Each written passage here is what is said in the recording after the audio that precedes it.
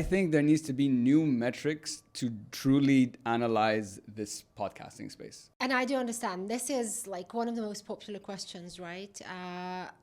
In my opinion, this is purely my point of Yes. view. Yeah. First of all, when it comes to a B2B podcast, let's say there's a client who are doing a podcast for them and you are acting as a producer. I mean, to be able to budget that show towards certain activities, or to be able to even, take it as a marketing activity or the media or a PR activity, you need to attribute it to a certain metric. True. And that's where the vanity metrics come into picture. I call them vanity because,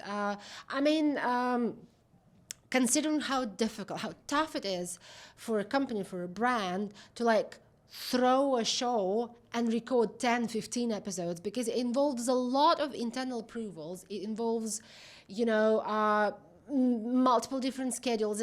I always call it's like a little startup within the corporate environment. Just to throw a separate B2B podcast show is really, really not that simple. Yeah. And they do need to start measuring straight away, and that's the difficult part. But that's the reality.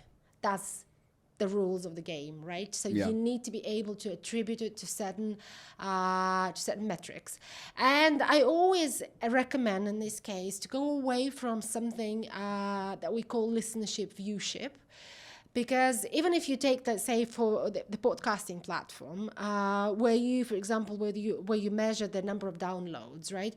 There could be one download, but let's say 10 listeners eventually, right? So what's right or wrong, right? Mm-hmm. One download will not make you look very impressive, but 10 listeners behind that, it's a pretty good thing compared to, let's say, an event. Mm-hmm.